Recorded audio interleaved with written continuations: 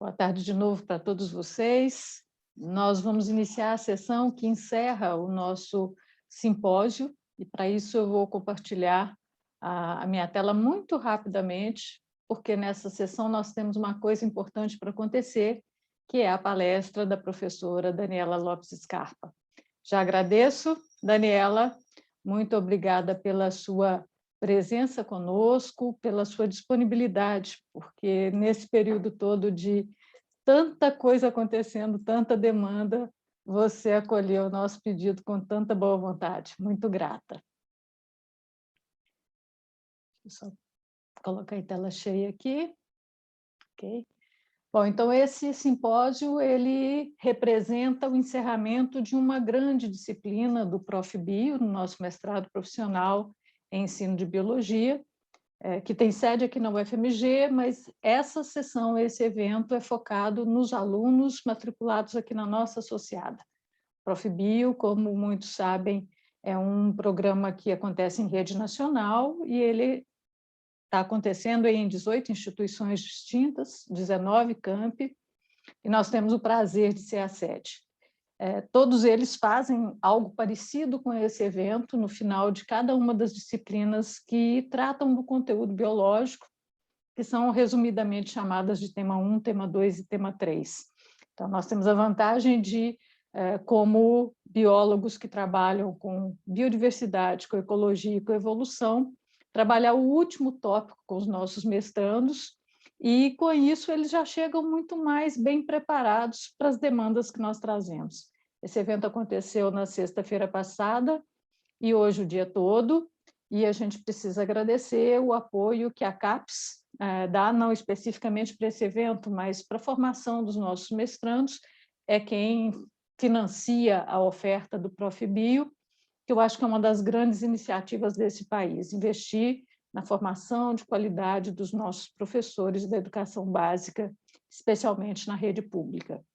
Agradeço também ao CELAM, que é aqui do Instituto de Ciências Biológicas da UFMG, que é o Centro de Laboratórios Multiusuários, que nos proveu o acesso a essa plataforma no Zoom, que permitiu que a gente pudesse facultar a toda a rede, quem tivesse disponibilidade, comparecer e acompanhar as nossas atividades. Então, perdemos o controle de número tão estrito que a gente tinha no começo. Bom, quero só fazer uma síntese absolutamente rápida. Para um evento de um encerramento de disciplina, para mim ele é um evento muito grande. Na verdade, nós focamos em duas palestras, uma de abertura e uma de encerramento, mas todo o meio do caminho foi recheado pela participação de nossos mestrandos e de avaliadores. Foram 16 avaliadores, entre docentes do Prof. Bio, que atuam no tema 3, docentes que atuam na rede pública e que são nossos egressos, colegas que participaram, tem pós-graduando também, nós tivemos doutoranda participando da avaliação, todos que fizeram um olhar prévio aos vídeos das atividades de aplicação em sala de aula, as nossas ASA, que analisaram em detalhes e arguíram os mestrandos. Então, foram 43 trabalhos diferentes, desses, muitos deles têm a qualidade para serem lapidados e gerarem publicações que vão chegar a professores e outras pessoas que trabalham com a formação e o ensino em biologia e que muitas vezes não têm oportunidade como essa do Prof. Bio. E hoje é um dia muito feliz, né, para a gente falar dessas questões, porque nós estamos com o Dia do Biólogo e eu não poderia deixar de compartilhar com vocês, entre tantas mensagenzinhas que a gente recebe no WhatsApp, essa, porque para mim fez um link muito preciso com muitas das abordagens que os nossos mestrandos fizeram. Não se diga que se sou professor ou professora de biologia, não posso me alongar em considerações outras, que devo apenas ensinar biologia, como se o fenômeno vital pudesse ser compreendido fora da trama histórico, social, cultural e política. Nosso muito querido Paulo Freire, nosso sempre exemplo. Então, parabéns aos nossos biólogos, todos nós que estamos aqui, parabéns aos nossos mestrandos que fizeram trabalhos que conseguiram transitar dessa maneira. Acho que isso é fundamental. E aí, sem estender mais, eu passo a falar da nossa convidada, a professora Daniela Scarpa, e eu só trouxe esse retrato, esse recorte do Lattes, por formalidade, né? Porque o que está aí destacado em azul, que é a experiência que ela tem no Laboratório de Pesquisa e Ensino de Biologia por Investigação, já é conhecida dos nossos mestrandos, porque muitos deles citam seus trabalhos, Daniela, tanto nas atividades de aplicação em sala de aula que eles fizeram no tema 1, 2 e neste tema, quanto nos seus trabalhos de conclusão de mestrado, que é o nome que a gente dá para a dissertação que eles fazem. Então, quando eles viram o seu nome, eu recebi de imediato, divulguei a programação com o seu nome, eu recebi de imediato um dos alunos dizendo para mim, professora, que bom que a gente vai conhecer a professora Daniela. Então, mais do que o nome Scarpa, eles vão saber quem é a Daniela e ver a sua fluência, a sua experiência, e agradeço muitíssimo a sua disponibilidade de estar conosco. A palavra é sua, nós temos bastante tempo para ouvi-la e para depois os mestrandos poderem, os presentes, né, poderem conversar com você. Muito obrigada, Daniela, mais uma vez. Pode compartilhar a sua tela. Eu vou cancelar a minha aqui. Bom, Denise, obrigada, muito obrigada pela gentil apresentação, né, pelo acolhimento. É um prazer enorme estar aqui com vocês. Eu admiro muito o trabalho do mestrado profissional. Acho que é uma oportunidade muito grande, né, de formação de qualidade, como a professora Denise falou, para os professores da educação básica. Acho que esse é o nosso propósito, e acho que a sua gentil apresentação assim, me deixa muito feliz, porque esse diálogo, né, eu fui professora da educação básica por 15 anos, estou no ensino superior, mas eu acho que essa relação com os professores e com a educação básica, na prática, é que dá sentido também para a atividade de pesquisa que a gente realiza na universidade, né? Então, é sempre muito prazeroso e muito gratificante conversar e poder trocar experiências e aprendizagens, né, com os professores, né? Então, espero aí que a gente possa conversar e trocar essas experiências aqui também. Parabéns também, né? Estendo aí meus parabéns a todos os biólogos e biólogas no dia de hoje. Achei linda a sua mensagem, relembrando, né, Paulo Freire, e é isso mesmo, né? A biologia está inserida aí em todas as dimensões da vida social, né? E acho que quando a gente vai para a área de educação também é que a gente percebe essa relação de uma maneira muito intensa, né? Bom, então eu trouxe aqui algumas coisas para conversar com vocês. Eu gostaria, Denise, de compartilhar minha tela, mas eu não estou conseguindo. Está dizendo Pronto, que... agora você tem autonomia para fazer qualquer coisa na página, na plataforma. Joia. Acho que agora eu estou conseguindo. Deixa eu ver aqui. Ok. Está no formato apresentação? Abriu, ok. Tá ótimo. Então, obrigada novamente. E o título da minha fala, então, deixa eu diminuir aqui a nossa... Senão vai me atrapalhar aqui.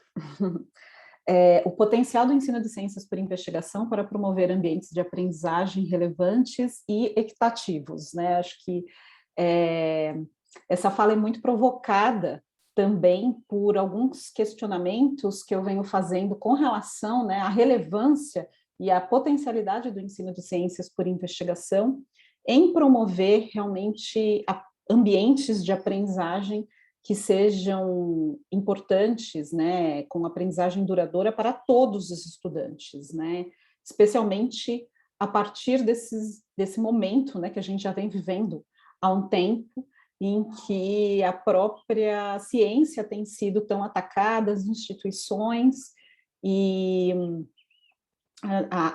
as desigualdades, né, que já existiam estão cada vez mais evidentes, né? Então, deixa eu ver como é que eu passo a tela aqui. Clicando mesmo. Então, aqui, acho que nesse título, que eu queria compartilhar com vocês são esses 3 aspectos que estão no título, né? Então, o ensino de ciências por investigação. Então, como a professora Denise, né, já anunciou também, acho que a gente, né, professor, tem tido bastante contato ultimamente com o ensino de ciências por investigação, com o seu papel, com as suas formas de acontecer em sala de aula, com os objetivos do ensino de ciências por investigação,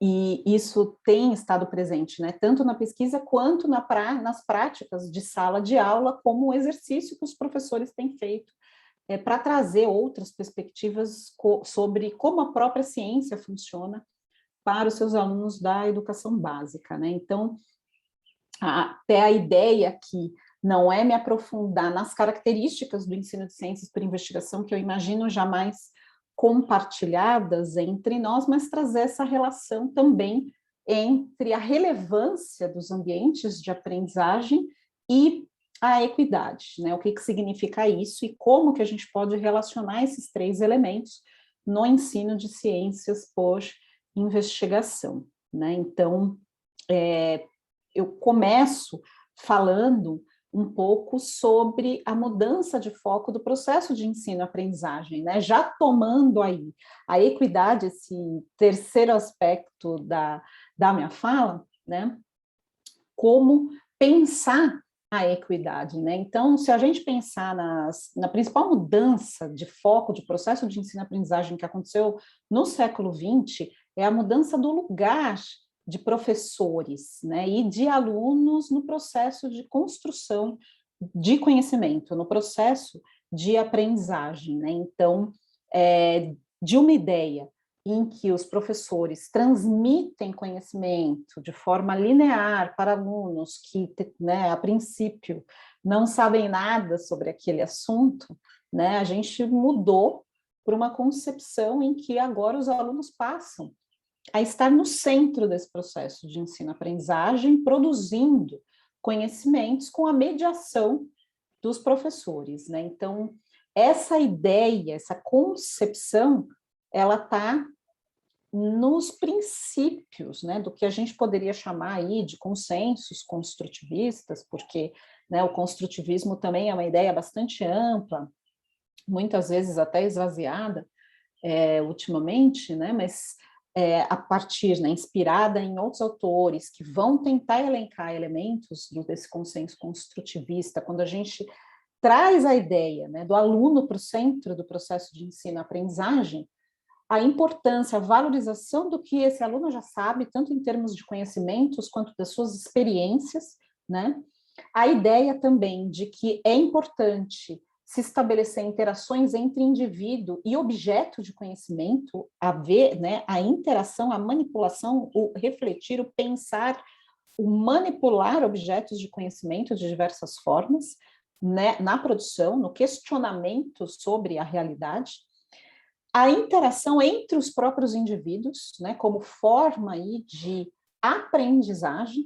Então, como que a partir dessas interações no meio social é que a gente vai também aprendendo junto com o outro, aprendendo a partir do que o outro fala, né?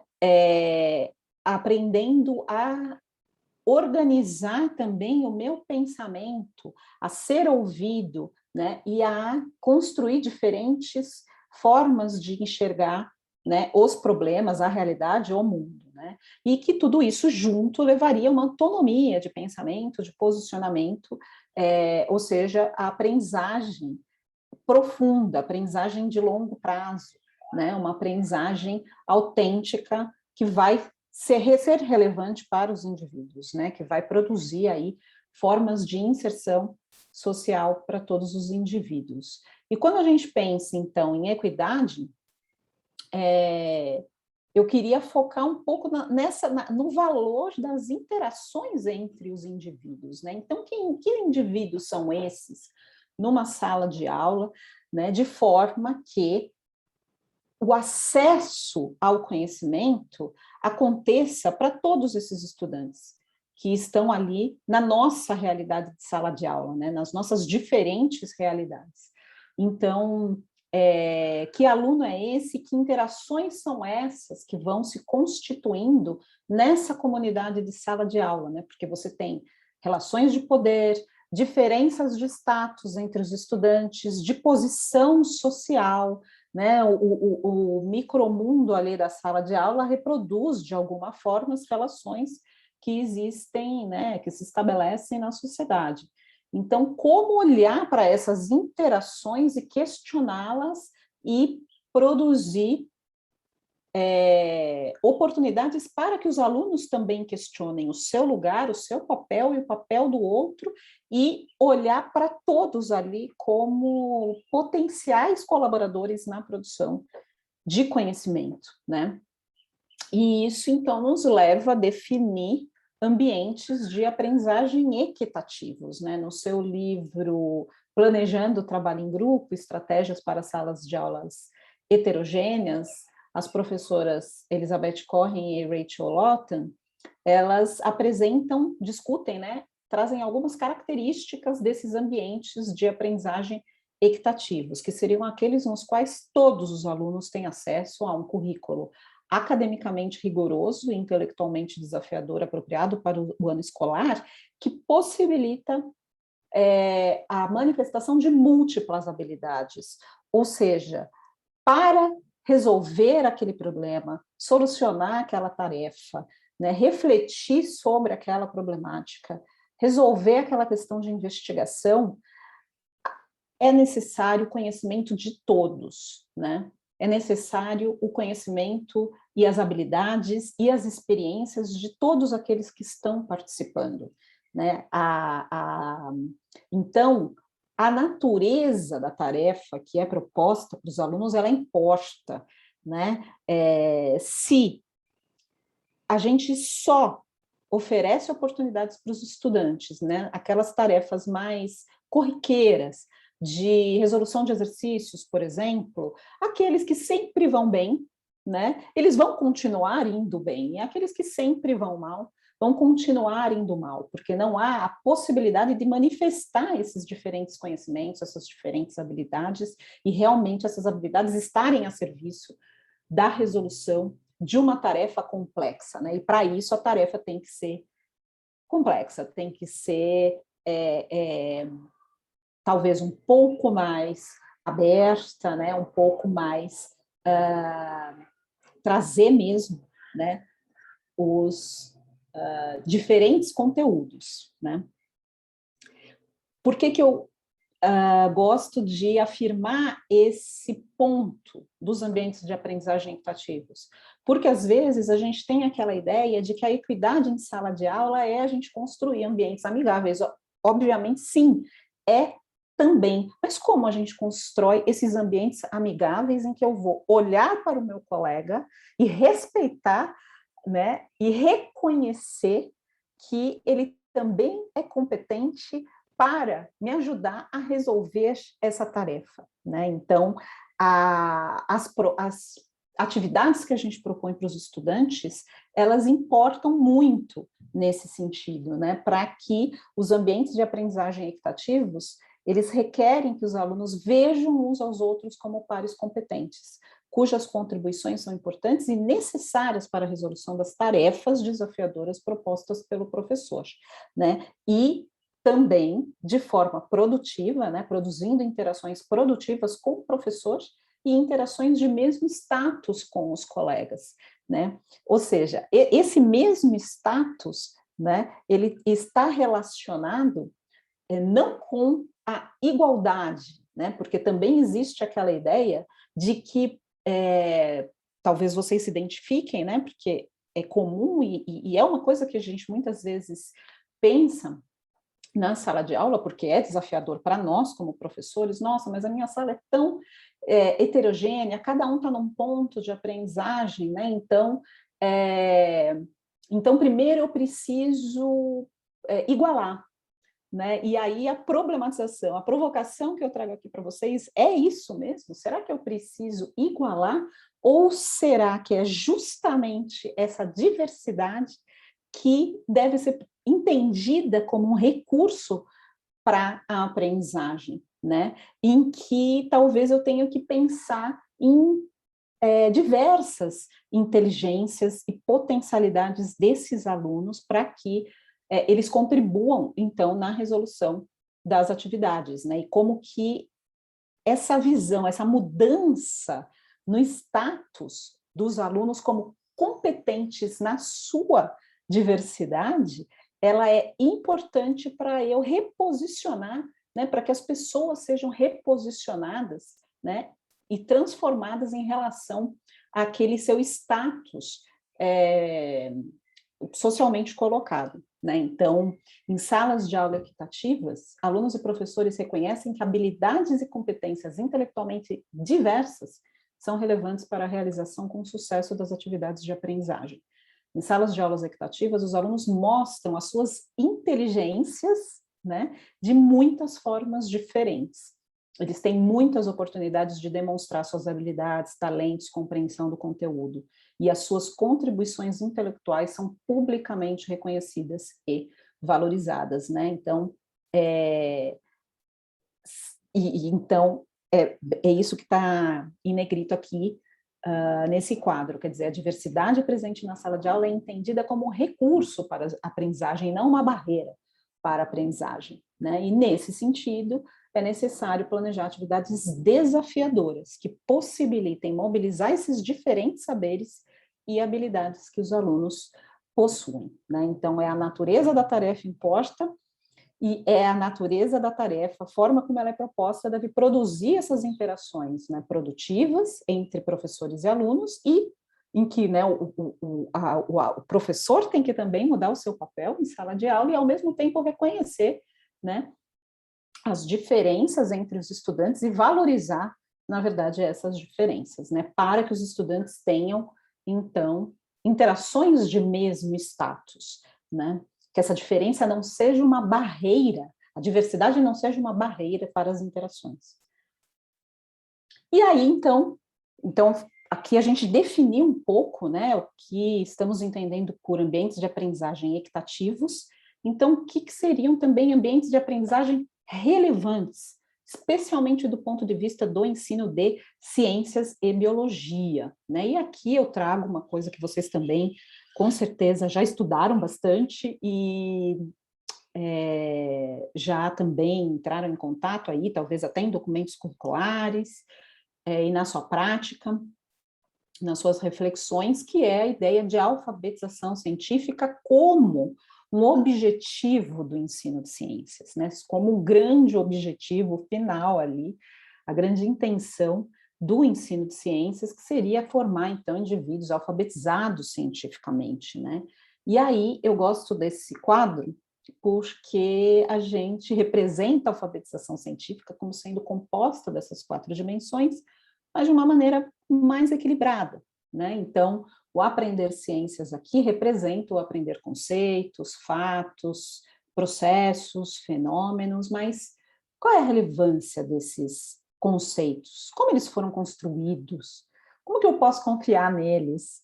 Né? Então, para isso, é importante também essa segunda dimensão, que é o aprender a fazer ciências, a refletir ciências, ou seja, a se engajar em práticas científicas e refletir sobre o que significam essas práticas, é importante para, inclusive, o aluno construir esses conceitos, né? Então, essa é uma dimensão do próprio fazer científico e o engajamento nas práticas. E a terceira dimensão aqui é o aprender sobre ciências. Então, quando eu comparo o que eu fiz com o que acontece na ciência, nessa instituição, então eu tenho uma visão melhor sobre como funciona, né, a produção de conhecimento científico. E, finalmente, nessa quarta dimensão, as relações ciência, tecnologia, sociedade e ambiente, ou seja, a ciência ela não está fechada nela mesma, né, mas ela tem consequências, a produção de conhecimento tem consequências, tem influências na sociedade, no ambiente, na produção da tecnologia, né, e como que isso se relaciona, então, como a ciência está presente aí na sociedade, né, então, e eu também gosto de trazer a ideia, né, da historiadora Naomi Oreskes, que discute por que, então, confiar na ciência, né, e ela resume muito bem as razões pelas quais a gente pode confiar na ciência nessas duas dimensões, ou seja, né, a gente pode confiar na ciência porque a ciência tem um compromisso com as explicações baseadas em evidências, né, e não é uma única evidência, não é a evidência anedótica do que um indivíduo, viveu, é que vai produzir, né, explicações, mas na verdade é uma diversidade de práticas, métodos, instrumentos que convergem para as mesmas conclusões, né? Então, por exemplo, com relação às mudanças climáticas, existem muitas evidências provenientes de dados, de informações, de métodos diferentes, mas que convergem aí para as mesmas conclusões, ou seja, para a conclusão de que né, está ocorrendo, né, as mudanças climáticas estão ocorrendo e elas têm causa antropogênica. Então, isso traz esse rigor, né, esse conjunto de evidências traz esse rigor. Poxa, não é só uma evidência, né? São essas várias evidências produzidas aí por essa diversidade de métodos, juntamente com o caráter social do empreendimento científico, ou seja, né, esses métodos, essas evidências, essas conclusões são validadas por comunidades epistêmicas diversas, com base em critérios sobre o que conta como evidência e conhecimento. E quanto mais diversa a comunidade, mais eu posso confiar nesse conhecimento por conta, né, dos vieses que são trazidos para cada uma dessas evidências e conclusões, né? Então, ela resume essas duas, a confiança na ciência, né, nessas duas dimensões, e aí a gente pode fazer um paralelo, inclusive, com a alfabetização científica, né? Então,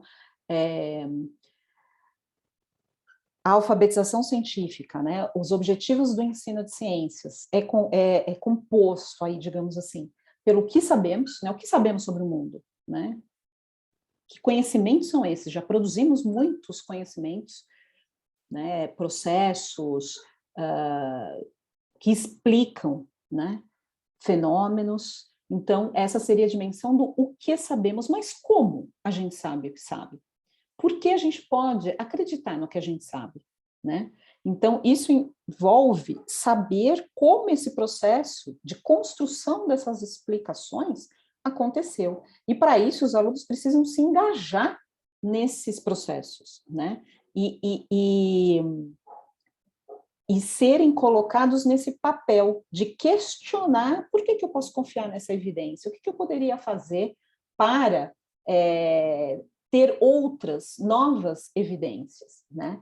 E como que isso é feito na ciência? Como que os cientistas fazem para outros assuntos diversos, né? Então, como que a ciência sabe o que sabe, por que confiar nela e por que ela é relevante para a sociedade, para o ambiente, né? Como que a ciência se torna aí relevante, então, nas suas relações ciência, tecnologia e sociedade, né?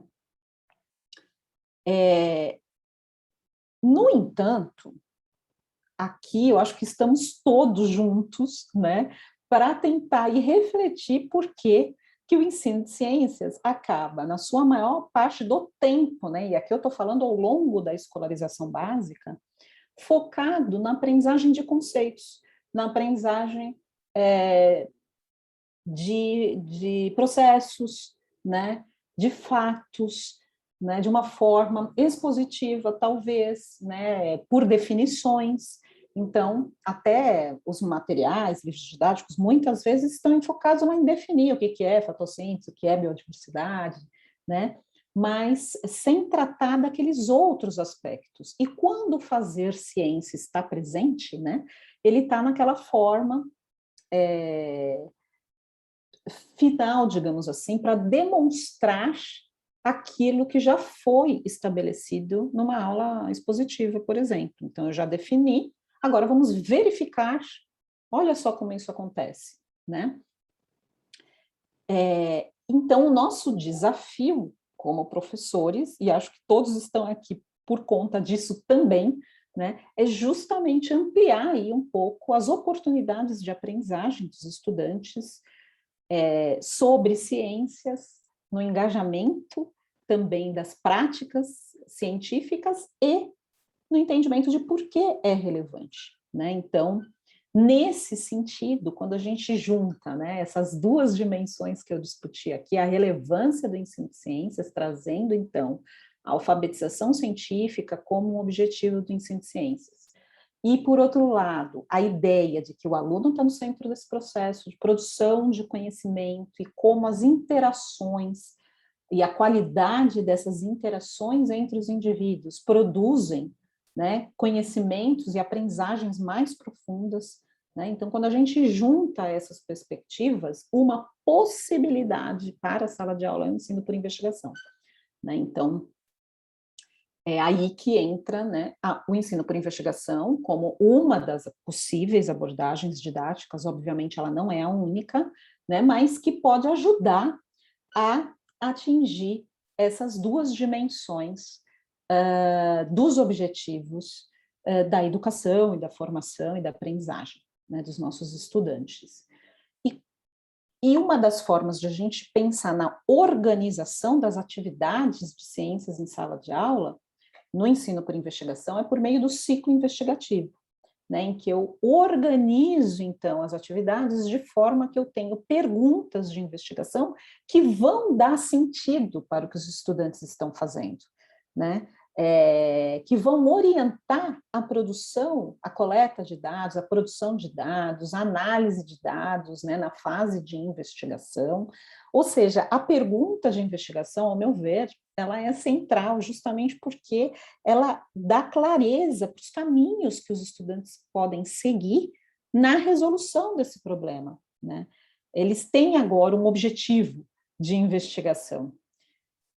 Não são atividades ali simplesmente práticas interessantes, muitas vezes, mas que ele não sabe por que ele está fazendo, né? Existe aí uma problematização, uma orientação em que aquela pergunta ela tem uma relevância, né? E aí a gente também vai construindo essa relevância com os estudantes e que orienta outras atividades de coleta, de análise, de interpretação dos dados, em que eles possam chegar em conclusões que justifiquem, que expliquem, né, aqueles dados, que construam evidências e conceitos e teorias e hipóteses, né, de forma que eles reflitam sobre o que eles estão fazendo e compreendam, né, a relevância do que eles estão fazendo também e a relevância daquilo, inclusive, para a sociedade, né? Então, aqui, o ciclo investigativo, na verdade, é uma forma para o professor organizar as atividades de uma forma que dê sentido e de uma forma que tenha a intencionalidade de criar comunidades de prática, comunidades de aprendizagem em sala de aula, porque os estudantes terão oportunidade, então, de tomar decisões sobre esses processos, né? De tomar decisões sobre evidências relevantes baseadas em uma investigação, construir explicações baseadas em evidências, fornecer justificativas, avaliar explicações, avaliar procedimentos, tomar decisões sobre procedimentos, sobre caminhos que eles vão seguir na investigação, construir consenso para explicações, reconhecer posições diferentes.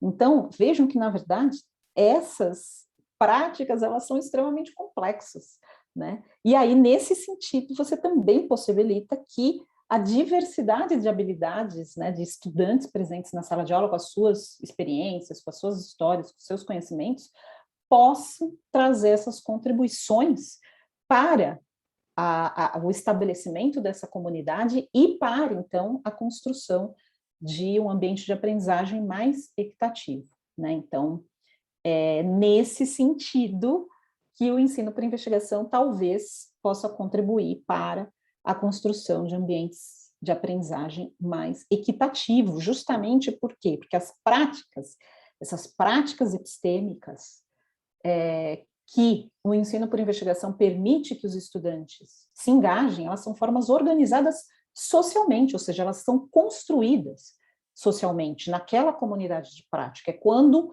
os membros de um grupo podem tomar decisões sobre como propor, comunicar, avaliar, legitimar conhecimento, né? Então, é decisão dos estudantes, mas a partir de uma proposta bastante organizada, que tem uma pergunta de investigação e que envolve, sim, a construção de conceitos científicos, né?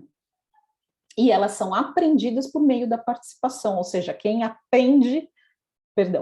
participa, aprende, né? É por meio dessa participação e das interações entre os membros, né, mais experientes, menos experientes, que reconhecem, valorizam essas práticas sociais como relevantes, é que a gente tem, então, essa construção dessas práticas, né?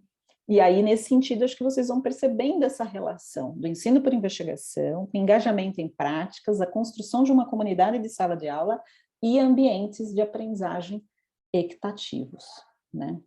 Então, aqui, nesse sentido todo aqui, né, o papel dos alunos, ele se modifica em relação ao ensino mais transmissivo, pautado em aulas expositivas, por exemplo, né? Então, aqui, a gente está falando de um processo de aprendizado ativo e autônomo, que envolve a associação de procedimentos com raciocínios científicos que levem a conclusões apoiadas em argumentos fundamentados, e ninguém tem todas aquelas habilidades, mas todas temos ao menos uma delas, que também é uma frase da professora Lotham e das professoras, né, Correm e Lotham, desse livro do trabalho em grupo, do planejamento em trabalho em grupo, né? Então, isso dá essa possibilidade dos alunos manifestarem essas diferentes habilidades e enxergarem, né, uns aos outros como pares competentes, cujas contribuições são importantes e necessárias para a resolução das tarefas desafiadoras propostas pelo professor, né? E também a gente tem que repensar nesse sentido nosso papel, né? Orientar a investigação, incentivando a formulação de explicações, promovendo condições para a busca de dados, auxiliando as discussões e orientando atividades nas quais os alunos reconhecem as razões de seus procedimentos. Então, a reflexão, né, e a avaliação, a legitimação do conhecimento está o tempo inteiro acontecendo nessas salas de aula.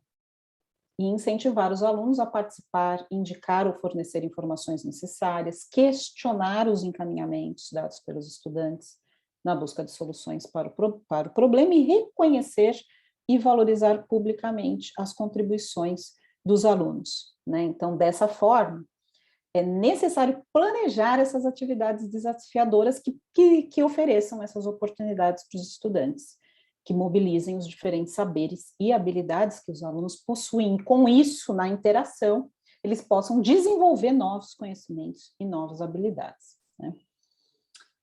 Então, eu peço também licença para vocês, né, trouxe toda essa reflexão, tentando fazer articulações entre diferentes referenciais teóricos aqui, entre diferentes perspectivas, na verdade, só trazendo uma luz um pouco diferente, talvez, para o ensino de ciências por investigação, tentando articular algumas ideias.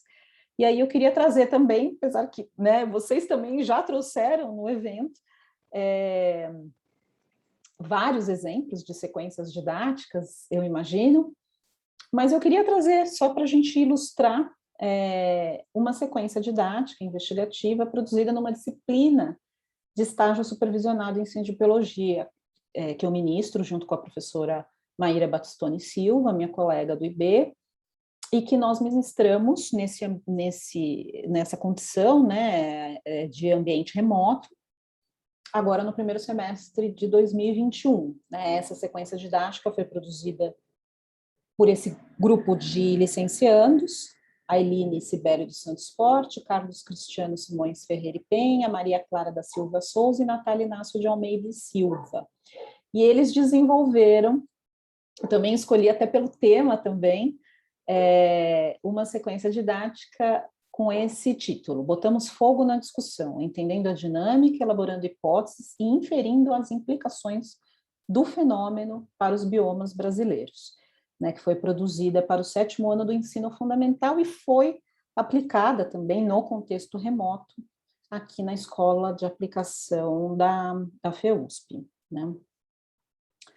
Então, aqui eu trago uma outra forma de representar o ciclo investigativo, que eu acho rica, né, por conta dessas possibilidades de relações entre as diferentes etapas do ciclo investigativo, né, na fase de orientação, né, então, quer dizer, eles começam, que é a problematização. Por que esse tema é importante?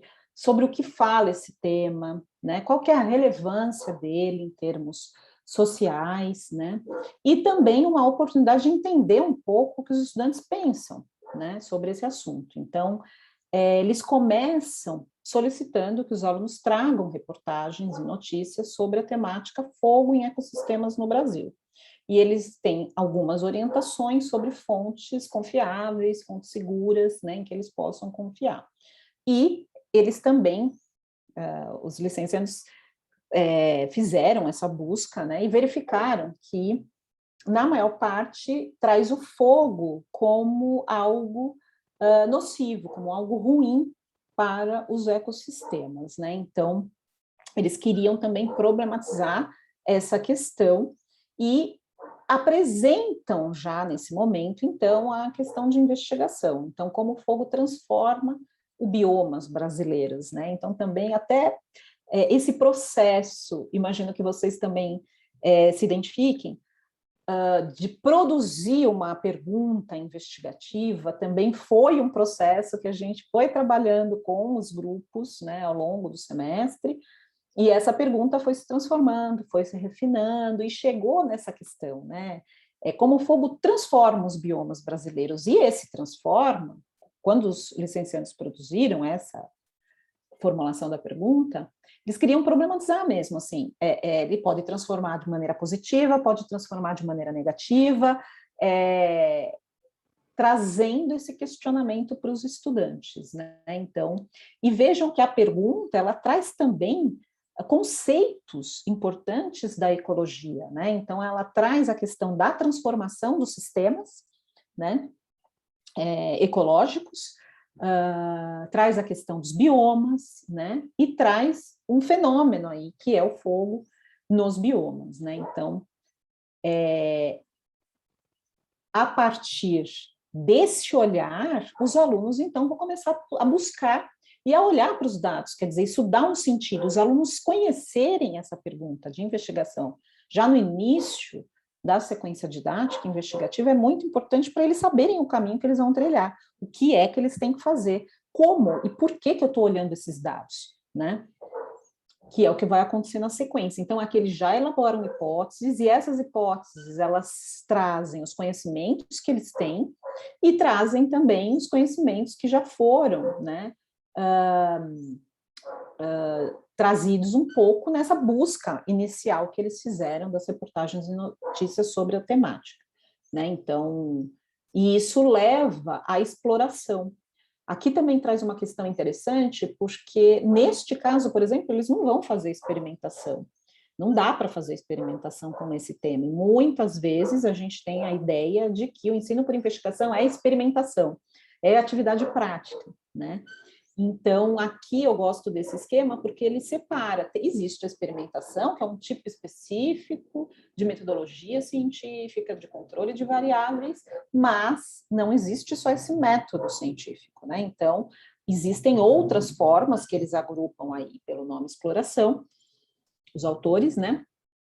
Que permitem também se analisar os dados, se coletar, né, ou produzir esses dados para responder uma questão de investigação, né? Então, trazendo um pouco essa diversidade das metodologias, né?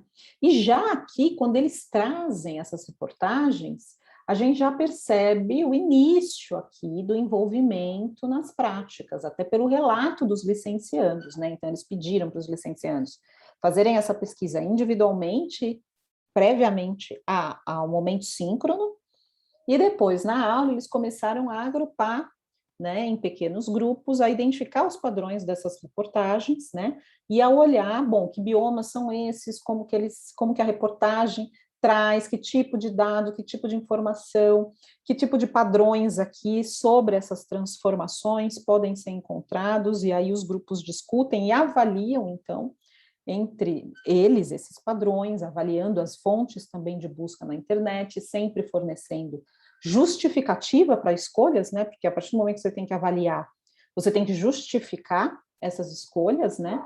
Construindo consensos e reconhecendo posições diferentes, ou seja, bom, será que a gente consegue sempre chegar no consenso? Né? Se não, como é que a gente justifica isso? Né? Então, logo no início da atividade, né? E aí, em seguida, eles começam a tratar, então, da fase de investigação com a exploração e interpretação dos dados. Então, aqui, na verdade, eles recuperam as características de biomas brasileiros por meio de vídeos e mapas mentais, isso também no momento assíncrono, e vão tentar, e aí trazendo isso mais perto das características dos biomas. Então, volta aqui, isso que eu acho interessante aqui dessa forma também de entender o ciclo, uma nova questão de investigação é formulada, né? E aí eles começam a especificar melhor, então, o fogo transforma, mas em que situação, e aí que, quando eles olham, né, revêem as características dos biomas brasileiros, eles já também olham que no Cerrado existe ali uma discussão sobre se o fogo, né, em algumas situações, o fogo ele é parte do funcionamento daquele bioma, né? Mas, então, se cria uma outra situação, se especifica melhor essa questão, tá? Então, ele transforma, e ele faz parte, muitas vezes, da transformação natural de um bioma, né? Específico. Mas em qual situação o fogo dos biomas torna-se um problema? E quais atividades estão ligadas a esse problema? Então, a própria exploração e interpretação dos dados gerou oportunidade para que novas questões fossem elaboradas, que ainda estão subordinadas, né, a essa questão inicial. Né? E a partir daí, então, os licenciandos fornecem muitos dados, né, então, para eles. Então, eles vão analisar uma série histórica de fogos ativos de fogo, isso aqui também atrapalha um pouco, de fogos ativos de fogo, e eles vão construir um gráfico de barras, tendo como referência os dados, então eles também vão fazer esse movimento de tomar decisões sobre como organizar esses dados para poder interpretar e enxergar padrões. Eles vão olhar dados de fogo no período anual de 2021 nos diferentes biomas. Na verdade, aqui também o que houve foi uma separação dos grupos, que eles escolheram determinados biomas para olhar de forma mais aprofundada.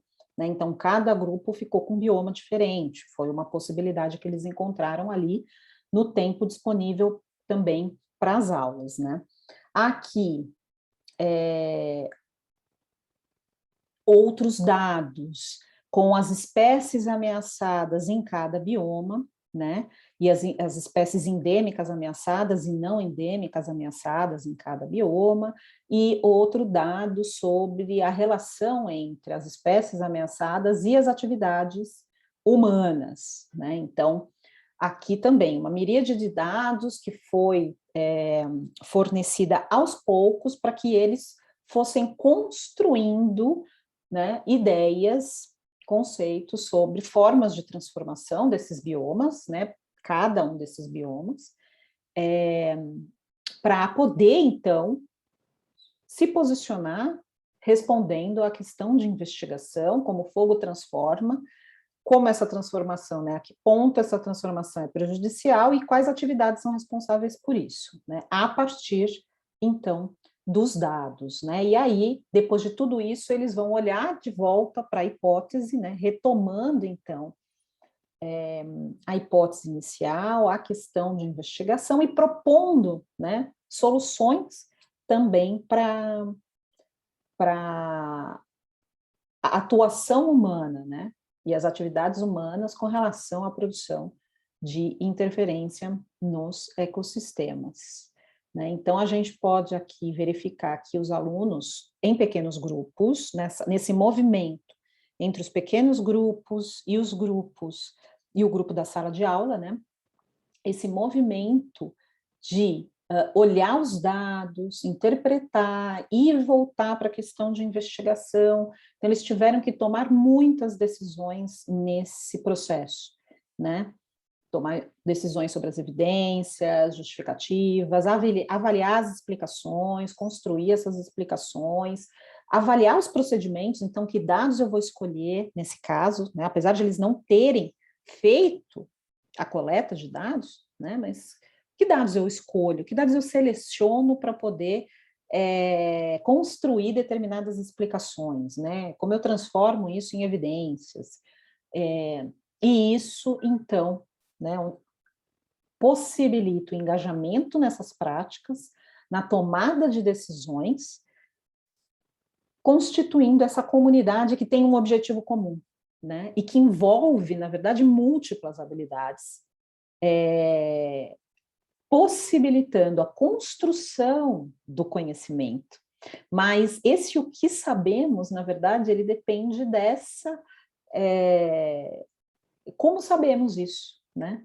Será que o fogo transforma ou não? E o que é essa transformação? O que ela significa, né?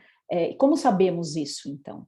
Né? Então, eu vou trabalhar com esses dados, como que eu posso confiar no que sabemos? Então, como que a gente valida esse conhecimento que está circulando aqui?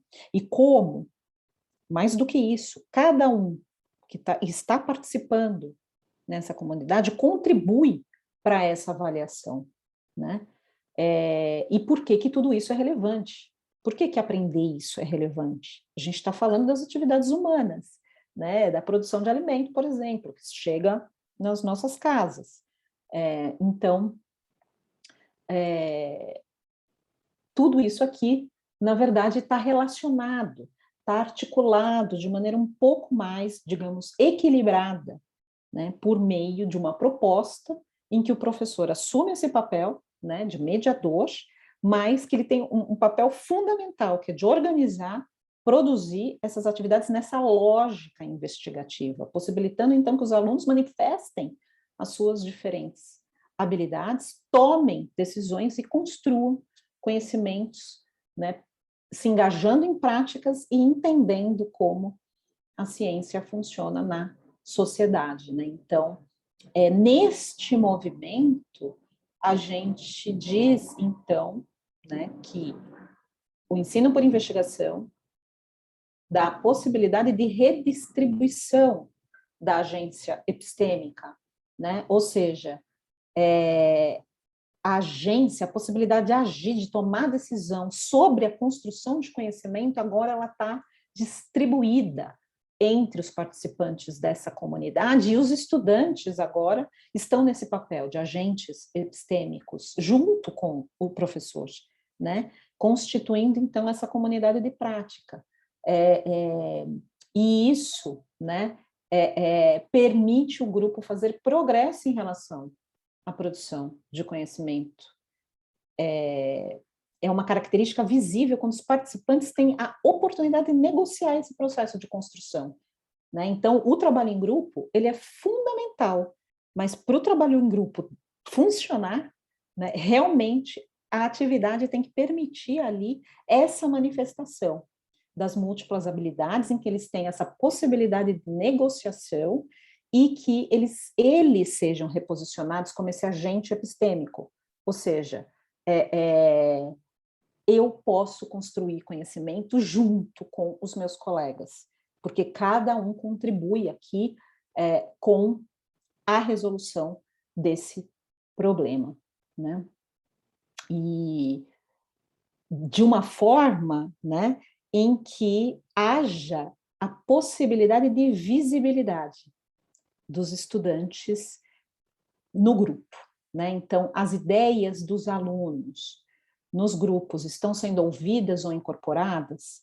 A visibilidade, portanto, é um indicador importante de equidade. A expressão da voz dos alunos é uma ferramenta de agência e permite mudar a paisagem de seu ambiente de aprendizagem. E por que eu trouxe essa frase? Foi muito interessante esse grupo de licenciandos, quando eles aplicaram essa atividade, quando eles fizeram a regência nesse contexto todo remoto, né, com vários receios, né, e medos, eles estavam acompanhando inicialmente, no momento até de planejamento, em que eles estavam observando as turmas, eles estavam acompanhando o 6º e o 7º ano. E havia uma diferença muito grande de participação entre o 6º e o 7º ano, né? O 6º ano não participava bastante, os alunos falavam, né? E o 7º ano não participava, as aulas eram bem difíceis, né? A professora mesmo estava ali relatando todas essas dificuldades de participação, de engajar os estudantes, né? E no final, quando os licenciados relatam, né, a regência, eles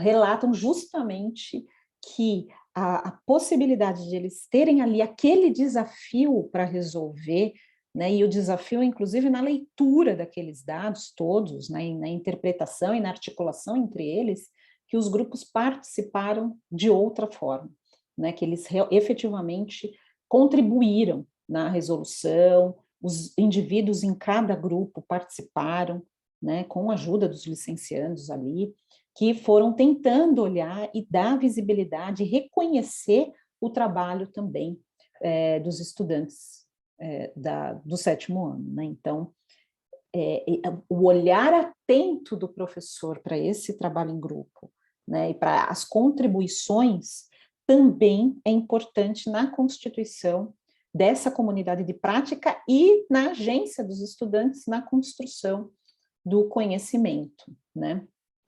E, acho que é um penúltimo slide, a distribuição da agência epistêmica por toda a sala de aula, inclusive alivia a pressão do professor de transformar sozinho a dinâmica das relações, né? Quando os alunos têm voz, visibilidade e agência no espaço da sala, todos são responsáveis por criar a equidade nos ambientes de aprendizagem, ou seja, eu sou responsável também por construir conhecimento, junto com o meu colega, né? Então, às vezes, na verdade, a gente tem, né, esse medo da distribuição da agência epistêmica por conta, né, esse receio de, então, a sala vai virar uma bagunça, eu não vou ter controle, mas, na verdade, é o exercício da corresponsabilização, né, pelo processo mesmo de construção de conhecimento. E aí, né, a gente está falando da agência dos alunos em produzir o conhecimento, né? E aí eu trago essa última provocação, então, né? Que profissionais queremos ser.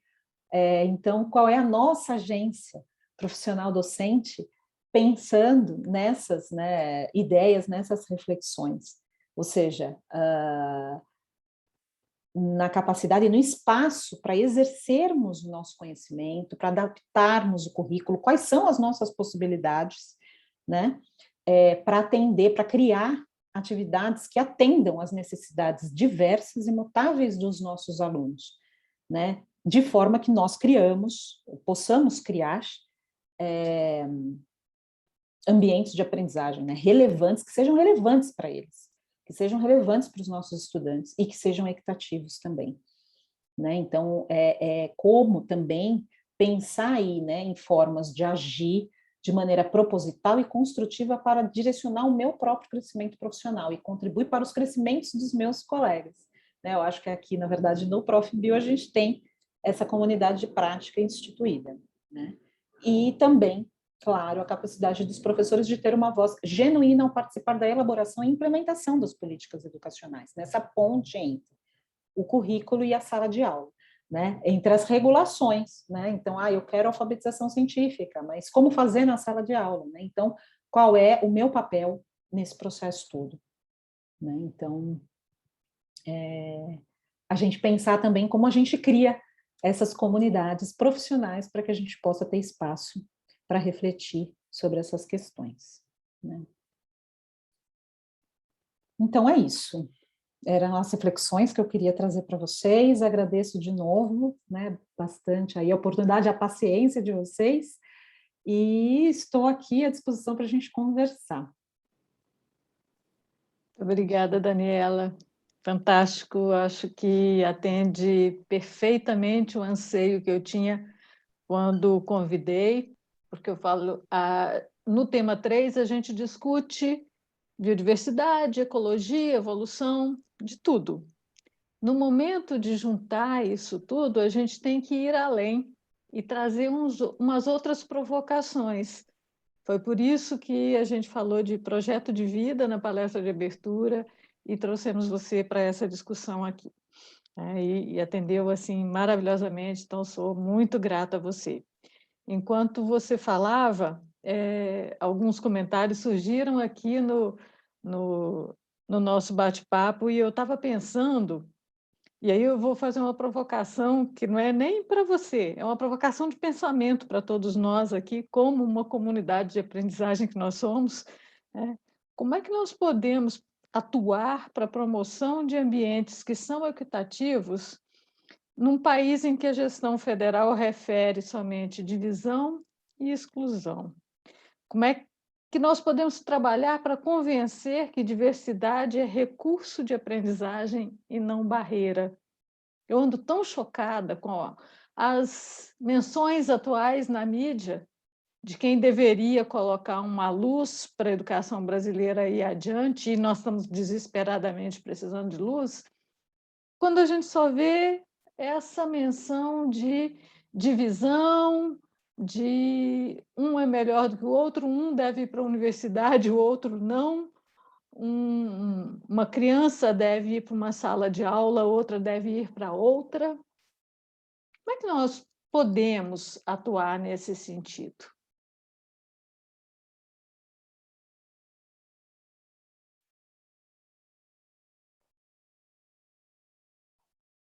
O Júlio está comentando ali que a própria BNCC cria um abismo enorme entre as realidades diversas quando a gente pensa numa escola particular e uma escola pública. Como é que vão ser os itinerários, né? O que vai haver de mais opção para aquele aluno que já tem uma formação privilegiada, um ambiente familiar privilegiado, em relação àquela outra criança, aquele outro adolescente que não tem essa possibilidade em casa e que a escola não vai ter toda a diversidade de possibilidades para ele também? O que você pensa disso tudo? Pois é, falar dessas coisas não é fácil nesse contexto que a gente está vivendo, porque acho que os exemplos, né, que você trouxe, o Júlio, né, que trouxe aqui no bate-papo sobre a BNCC, eles são exemplos muito fortes aí, importantes, porque parece que a gente está sempre remando contra a maré mesmo, né? Mas eu acho que é isso, assim, o último slide, que é como a gente cria as nossas comunidades de aprendizagem, de prática, e cria, na verdade, e a gente mesmo, né, quer dizer, como professores, estando nessa posição, a gente se empodera e se fortalece nessas comunidades, né? Então, pode parecer trabalho, e é mesmo, né? Trabalho de formiguinha mesmo, né? Mas eu acho que é isso, é na nossa sala de aula, aqui, né? E nesses espaços, eu acho que criando esses espaços em que a gente pode mesmo trocar, né? Eu peguei o finalzinho ali da última arguição e uma discussão super relevante sobre o tema e as dificuldades, né? E as desigualdades ali.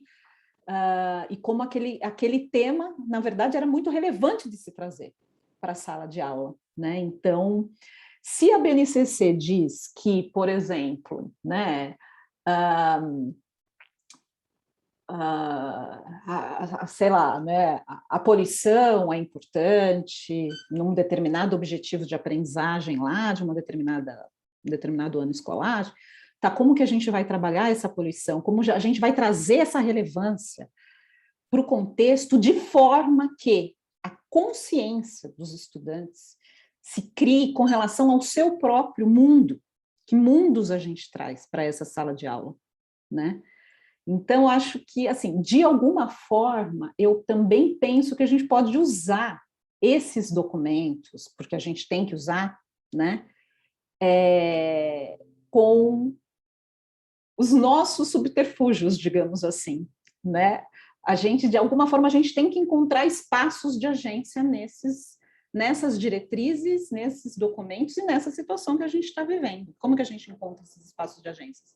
Discutindo, trazendo a relevância daquele tema, né, para aquela comunidade, como o próprio Paulo Freire diz, assim, né, quais são os temas geradores que eu vou trazer para a investigação?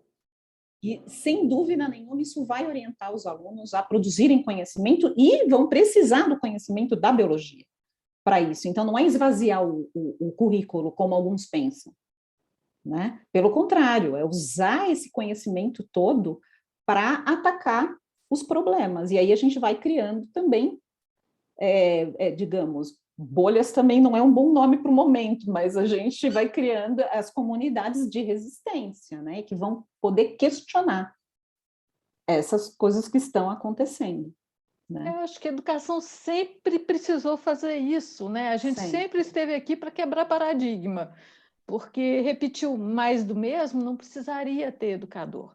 Eu vou passar a palavra para os meninos que estão com a mão levantada, mas eu quero perguntar também para a Luciana de Pinho, que colocou uma pergunta no chat, e Celiane, se elas também não gostariam de fazer voz, e se quiserem usar a voz, por favor, ergam a mão, e aí eu passo para vocês. Então, vou passar para o Júlio, para a gente não parar, e se vocês quiserem, se manifestem, senão depois eu trago os comentários de vocês do chat. Júlio, pode falar. A professora Daniela até acabou respondendo aí, né, um pouco, e você também, Denise.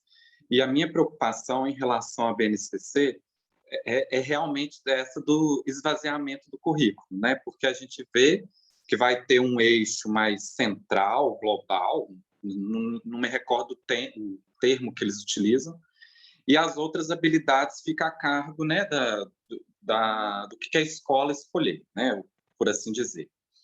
E aí eu fico pensando, porque até as realidades entre as próprias escolas públicas, né, aí eu não estou nem falando desse abismo que existe entre a escola pública e a particular, não. Até entre as escolas públicas a gente vê essa diferença muito grande.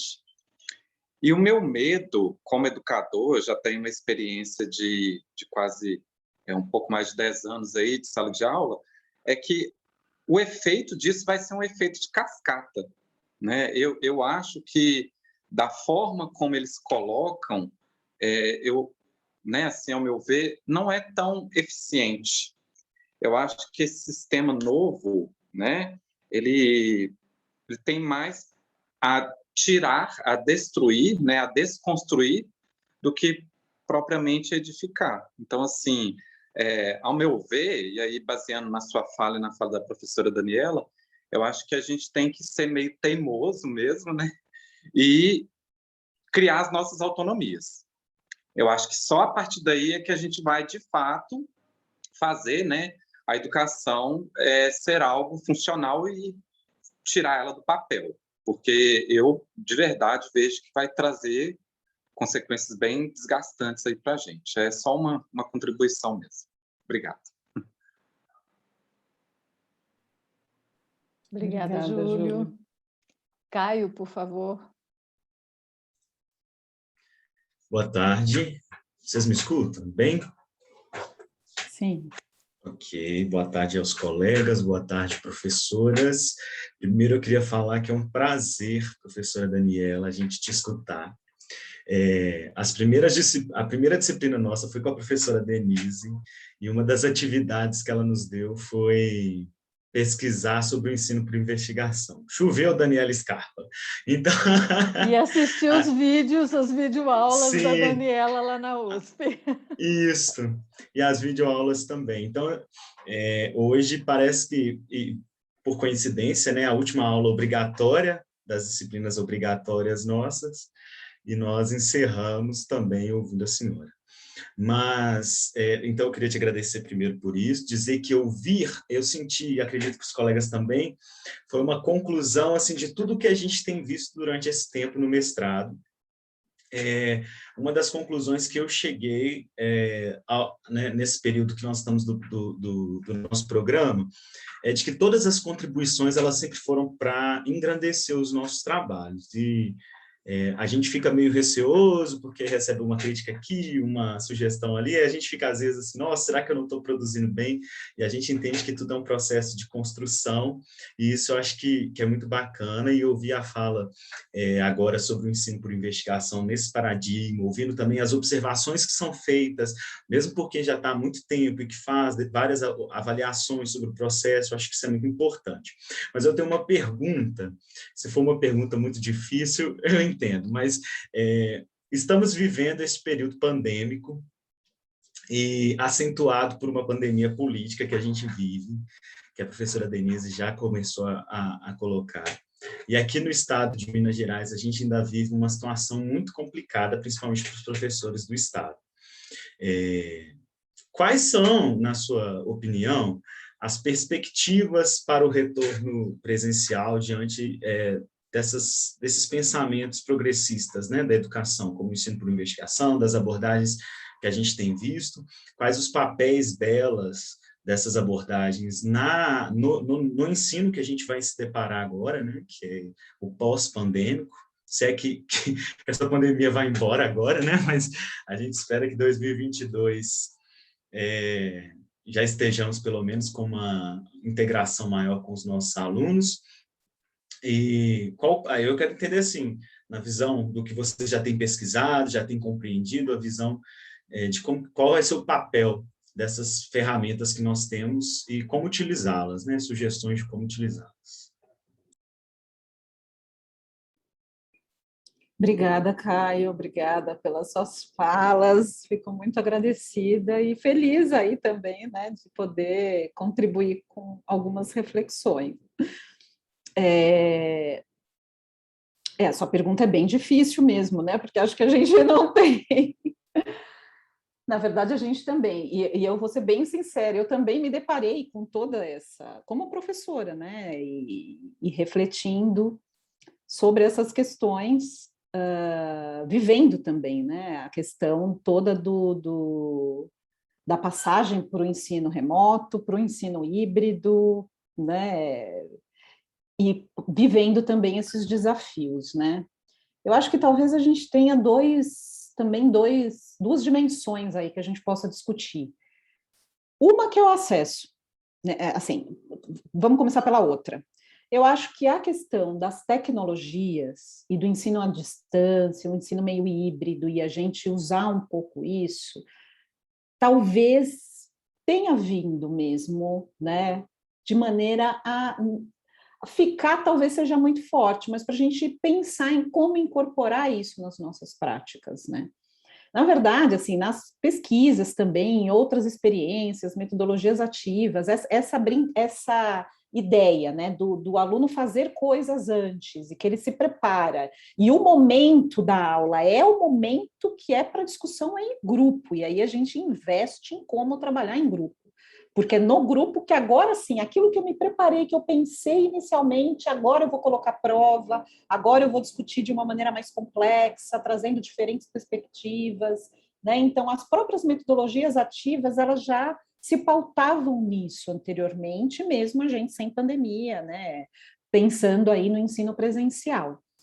Então, eu acho que a gente também pode usar isso de maneira, digamos, benéfica, inclusive para o ensino por investigação, né? E aproveitar os momentos presenciais para que eles sejam mais produtivos mesmo, né? Então, eu acho que esse é um olhar, digamos, mais positivo da situação, e que eu acho que a gente tem que aprender a fazer isso, muitas vezes, porque a gente também muitas vezes não tem essa formação. Agora, um olhar mais negativo, eu acho que é a questão do acesso mesmo, né? Que eu acho que traz, então, essas dificuldades, essas diferentes dimensões políticas, econômicas, de acesso à própria internet. Então, à internet, aos recursos. Então, o que eu vejo é ótimo quando estamos aqui, nós conseguimos, de alguma maneira, estarmos aqui 51 pessoas conversando, de maneira remota, com todas as dificuldades que isso envolve. Mas alguém não conseguiu estar aqui, né? Então, e o que eu vejo, por exemplo, aqui nas escolas, que eu trabalho muito junto com a rede municipal, aqui também em São Paulo, eu vejo que tem uma parte que consegue estar, consegue acompanhar, mas muitas não conseguem. E aí eu acho que essa questão de acesso passa por uma outra luta, que é a do direito mesmo digital, né? Quer dizer, isso, na verdade, escancarou uma outra desigualdade, que é o acesso aos recursos tecnológicos e digitais de parte da nossa população, né? Então, que eu acho que aí vira uma outra luta, mais um direito que a gente tem que conquistar aí, né? Então, eu acho que são duas dimensões diferentes mesmo da discussão, né? Não sei se, pelo menos, ajuda aí caminhos a refletir, Caio.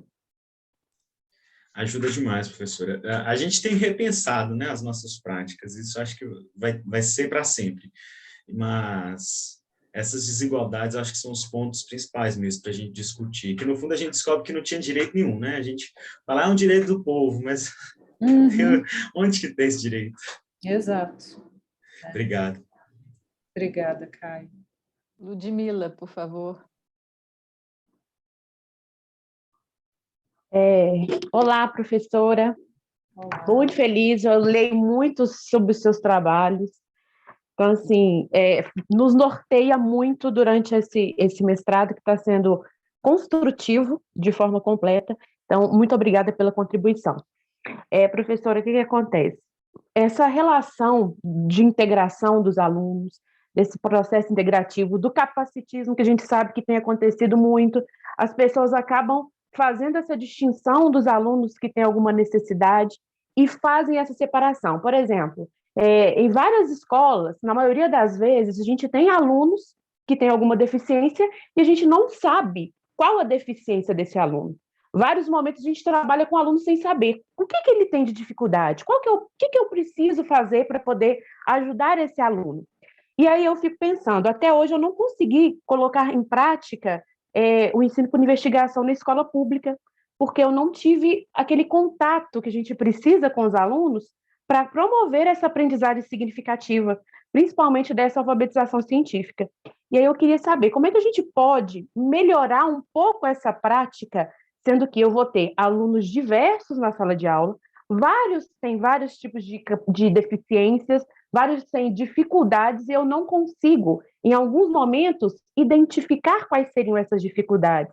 Então, como que eu posso utilizar o ensino por investigação de uma forma mais completa, de forma efetiva, sendo que eu tenho uma diversidade maior e, em alguns momentos, eu vou encontrar e me deparar com diversas dificuldades dos meus alunos?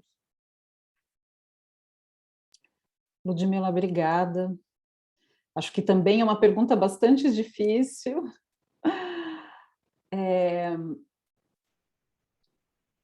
Assim, nas experiências, né, tanto como professora ou como formadora, né, principalmente trazendo até exemplos da própria licenciatura, né, acho que os alunos em formação inicial, com todos os seus receios, eu não vou conseguir controlar a turma, nossa, eu não sei o que esperar, nossa, na observação, porque a observação é o que você falou, né, Ludmila, na observação do estágio, assim, na licenciatura especialmente, é aquela coisa, nossa, essa turma não sabe nada, os alunos não sabem, eles não conseguem. Então, é muito nessa perspectiva, a gente acaba olhando muito os nossos alunos numa perspectiva da falta, da falha, do déficit, né?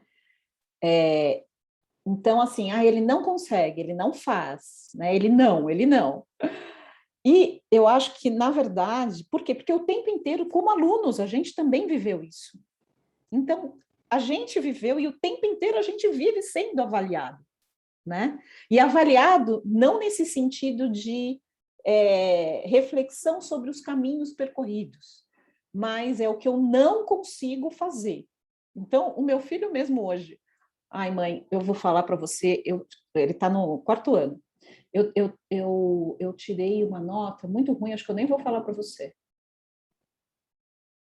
Sabe que nota que era? Depois ele contou, né?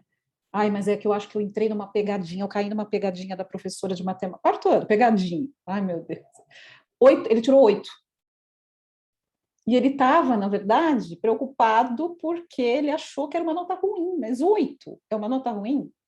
O que significa isso? Então, o que a gente, na verdade, está fazendo com o processo de avaliação, que ao invés de servir para orientar, né, tanto o professor, para olhar, olha, esse caminho está funcionando, como que eu ajusto a rota aqui, né? E quanto o aluno, poxa, eu tô aprendendo, eu estou conseguindo aqui, preciso melhorar, né, nesse outro ponto, mas estou caminhando, né?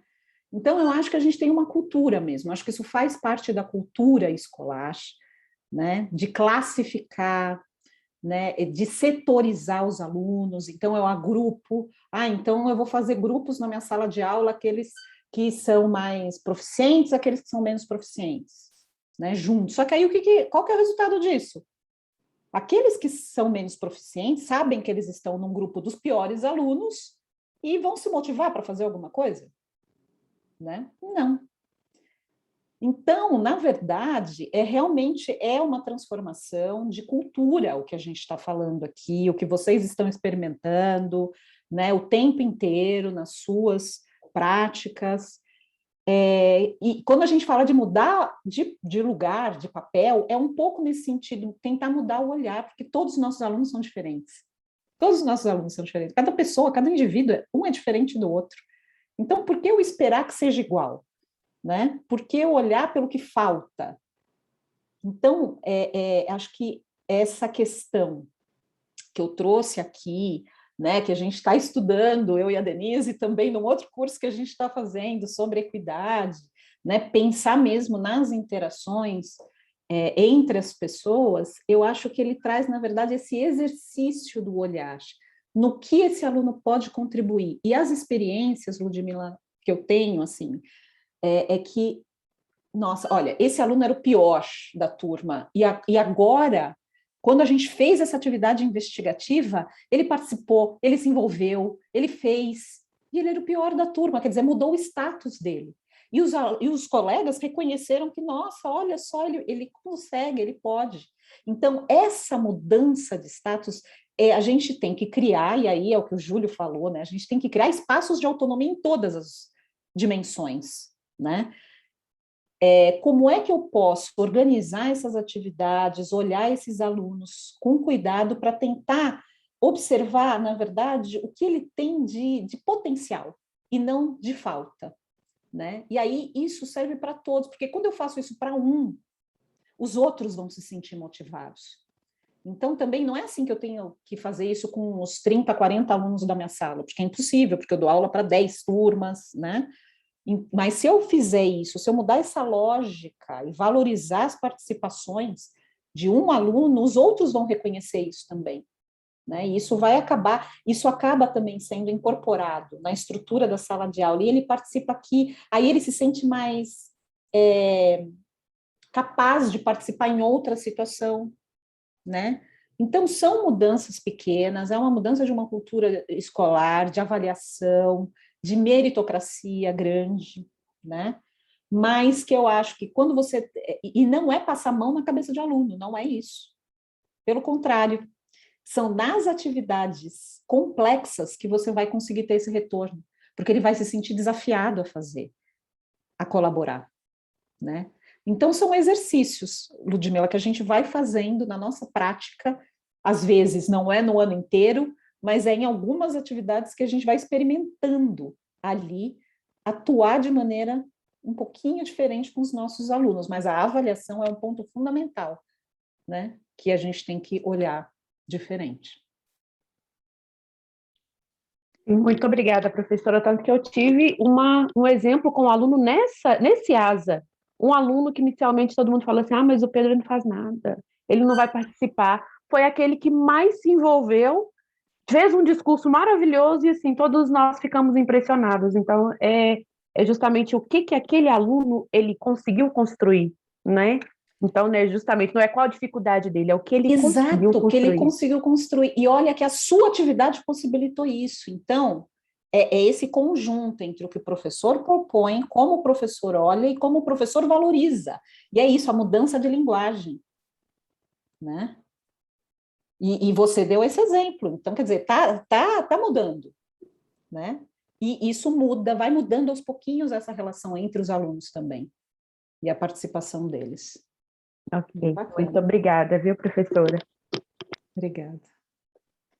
Daniela, tem uma das nossas alunas que está com dificuldade de conexão, então ela só está conseguindo assistir, não consegue se manifestar, mas ela pediu para você comentar um pouquinho sobre alfabetização científica e letramento científico.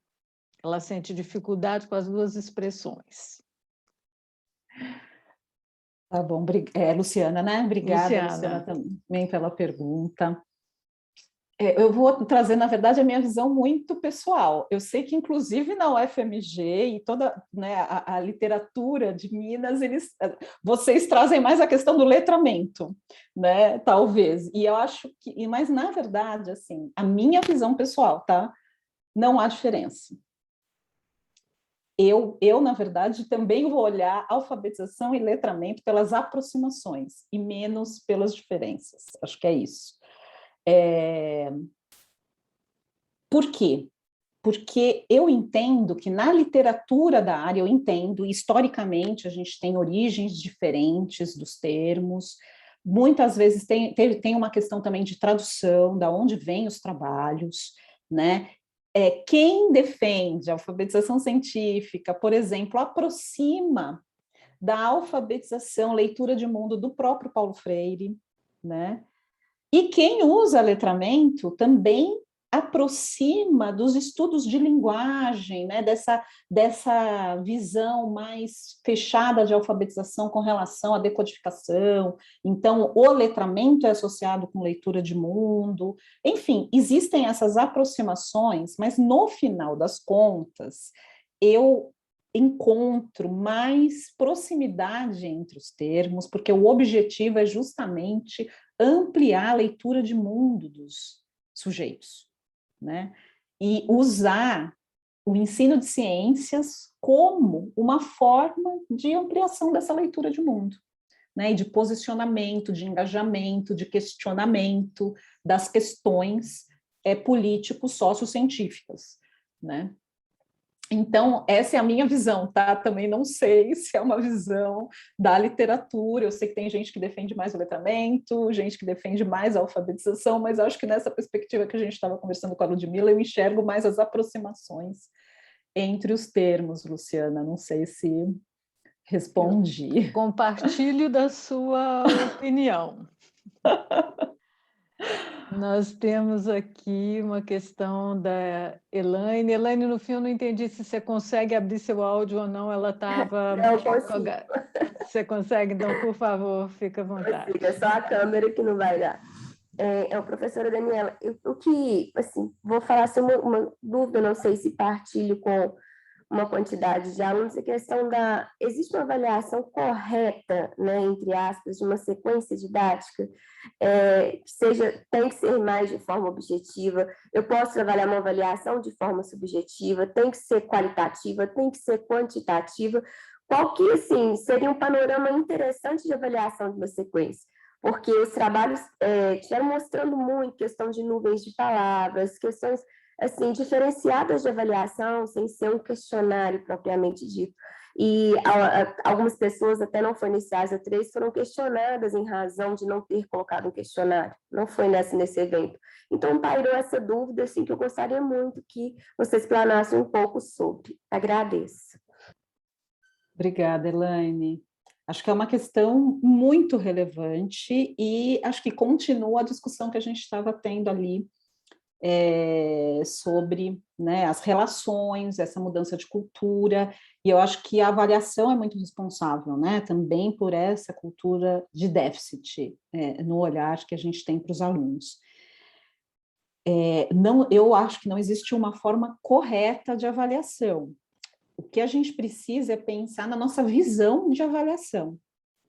A avaliação ela tem que ser coerente com o processo todo de ensino-aprendizagem. Eu acho que tem duas palavras que eu associo com a avaliação. Ela ser coerente com o processo de ensino e aprendizagem e ela ser transparente. Se ela é subjetiva ou não, eu não sei, mas ela tem que ser transparente. E aí eu vou tentar falar sobre esses dois conceitos. Se a gente falou lá que o ensino por investigação, ele desenvolve múltiplas habilidades, ele trabalha com diferentes estratégias didáticas, possibilitando, né, que os alunos têm muitas oportunidades de desenvolver habilidades diferentes, práticas diferentes. Então, como é uma avaliação coerente com essa forma de aprendizado, de processo? Ela também tem que avaliar essas múltiplas habilidades, essas múltiplas práticas, né? Se eu, no final, for avaliar a decoreba, digamos, de um conceito, ou dos conceitos, na verdade, eu jogo fora tudo que foi feito antes, né? Mesmo com uma sequência didática investigativa linda, né? Então, por quê? Porque o aluno sabe, ele sabe, tá, eu fiz tudo isso, me engajei, foi super bacana, e agora eu tiro 5 nessa prova, que só estava avaliando o que é o conceito. Então, para que eu estou fazendo tudo isso? Né? Então, a avaliação, essa coerência, na verdade, da avaliação, é porque ela tem que ser junto com o processo de escolhas do professor, de planejamento do professor, do que ele vai ensinar e como ele vai ensinar, e o que está envolvido, né?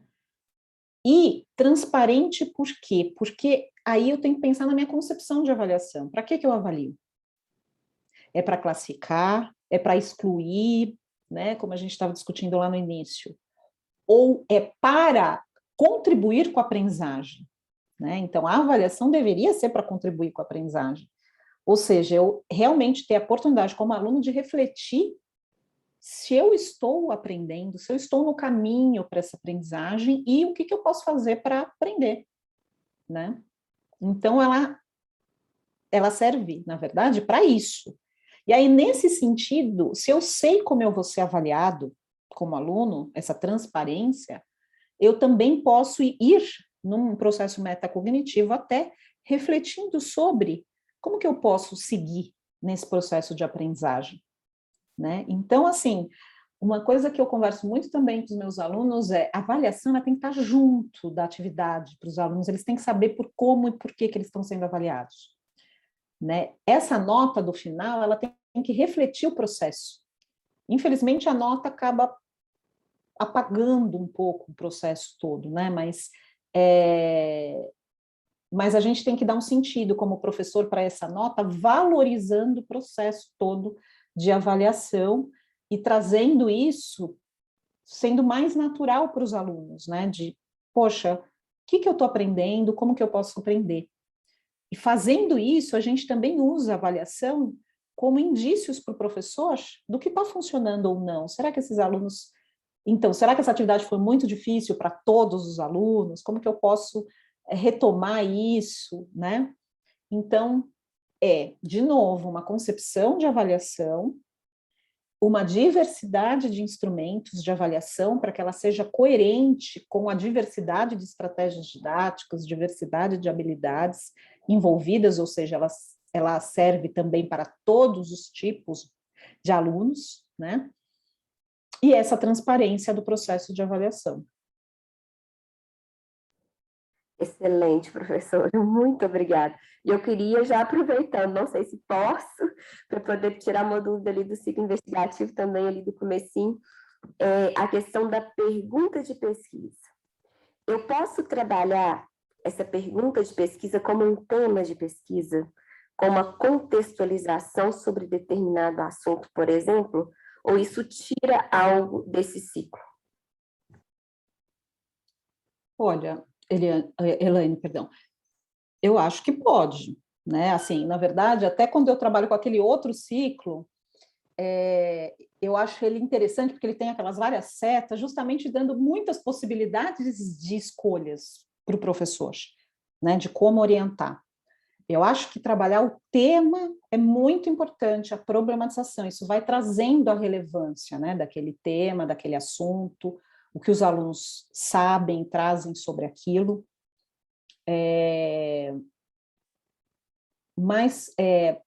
E aí, por exemplo, eles podem ir direto para as hipóteses, por exemplo, né, naquele próprio ciclo, né, do pedaço de colaboradores desse artigo, eles trazem, então você tem uma problematização e você pode ir direto para uma hipótese, você pode partir daquela hipótese. Olha, eu acho que essa coisa funciona assim. Vamos testar? Né? Ou ser na forma de um desafio. Então, muitas das atividades, por exemplo, de conhecimento físico, elas trabalham nisso. Como fazer para eu molhar eu mergulhar esse papel nesse copo sem molhar, nesse copo com água sem molhar, né? Então é um desafio que se apresenta para as crianças, né? Que eles têm que manipular ali uma série de objetos, eles têm que fazer escolhas, então eles que vão tomando decisões sobre os procedimentos, e é um desafio, não é uma pergunta de investigação clássica.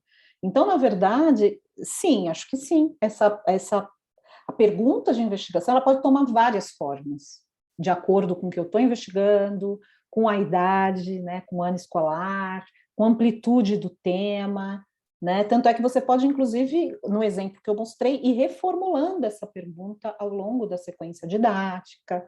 Então, eu acho que é isso, a gente também tem que pensar no ciclo investigativo não como uma amarra para o professor. Na verdade, é só é uma orientação para a gente também se apegar ali, para ajudar-nos no nosso planejamento e estruturar, para criar essas oportunidades de aprendizagem, né?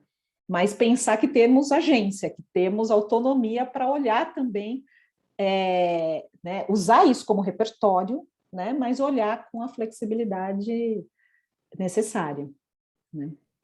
Muito obrigada. Obrigada, Elaine. Não tirou muito. Nós temos tempo para mais uma questão para a professora Daniela. Alguém gostaria? Senão, eu vou comentar uma questão que surgiu no nosso bate-papo. Tá. Alfredo, por favor.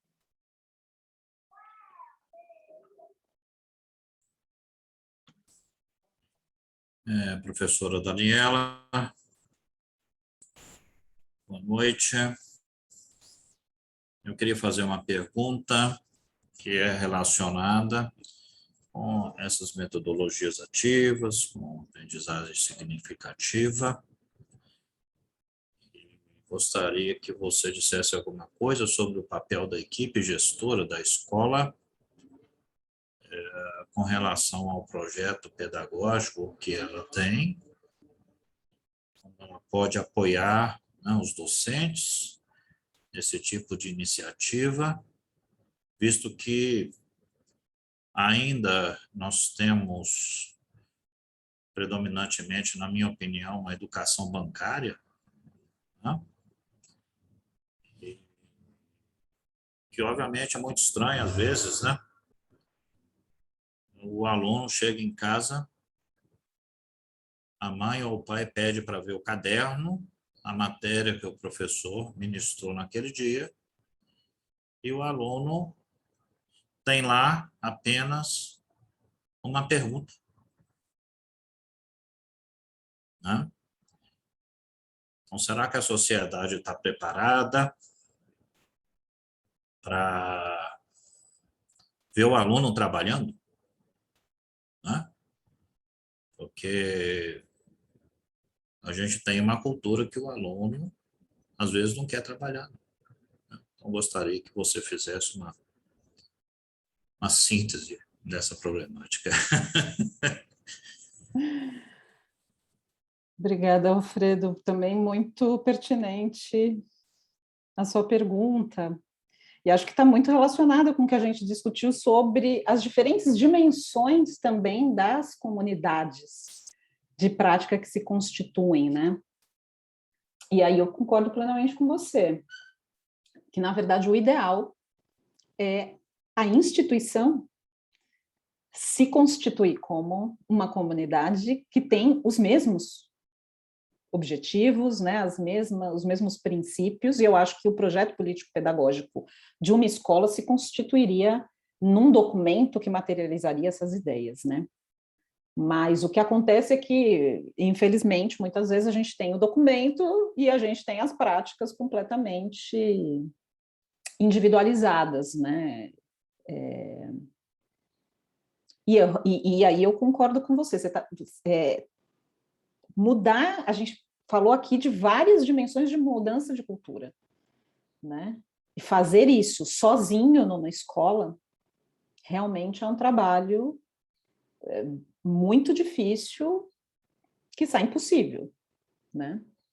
Então, a gente também trabalha com essas dificuldades, esses desafios de tentar ali constituir, né, parceiros, outros professores que também trabalham ou discutem de uma mesma maneira, pensem, né, de maneiras ali semelhantes e estudem, né? Na verdade, infelizmente, os espaços de reunião poderiam, né, ou felizmente, ou com esperança, os espaços de reunião poderiam se constituir, né? A gente tem muita reunião, e os espaços de reunião entre os professores poderiam se constituir nesses espaços de construção dessas ideias, né? Porque não é, a ideia não é que todo mundo pense igual, mas como que a gente constrói essas coisas juntos. E aí, sem dúvida nenhuma, a gestão da escola também teria que estar envolvida nesse movimento, né? E aí você... Então, assim, eu não tenho, obviamente, uma resposta para essa questão, a minha reflexão é que eu concordo com você, que deveria ser um movimento que envolva todas essas dimensões. Agora, por outro lado, acho que é um pouco no sentido de recuperar um pouco o que o Júlio falou lá no início. A gente vai criando pequenas bolhas de resistência, né, com pessoas que a gente consegue conversar, porque se a gente também ficar esperando a gestão da escola querer mudar, né, aí a gente também não muda. Então, o que eu consigo fazer na minha esfera? Da minha sala de aula, talvez junto com meu colega de matemática, de filosofia, né? E nesses espaços a gente também mostrar que é possível algumas mudanças, algumas respostas, algumas reações, né? Porque, e aí envolve a outra dimensão que você falou, porque realmente essa relação com as famílias também passa pela relação com a própria gestão escolar, né? Com a coordenação. Então, a família também precisa, porque realmente é muito difícil, porque todo mundo passou pela escola, né? Ainda bem, mas também a gente cria essa imagem de uma escola, que é uma escola, que é a escola padrão, a escola ideal, né? E quando a gente quer mudar isso, opa, peraí, mas é assim que deve ser uma escola, né? Então gera esses conflitos. Então também essas famílias precisam olhar e entender que, poxa, tá surtando efeito, tá tendo um efeito interessante, né, nos meus filhos, na minha família aqui. Agora, isso é feito com muita conversa, com mostrar também as coisas interessantes, e aí, sem dúvida, passa pela gestão também da escola, né? Então, acho que é um desafio. Na verdade, o desafio é a gente encontrar esses espaços de agência que a gente possa realmente construir as nossas comunidades, para poder juntos gerarmos essas pequenas mudanças, que podem, né, talvez em algum momento gerar mudanças de cultura, né? Mas eu acho que é um movimento. Esse grupo aqui, por exemplo, né, é uma comunidade, cada um vai levar para a sua escola algumas reflexões, vai trazer ali experiências diferentes, talvez tenha um colega. Então, eu acho que é isso. A gente também não constrói comunidades só num lugar, né? mas nessas redes também. Ok, muito obrigado, viu?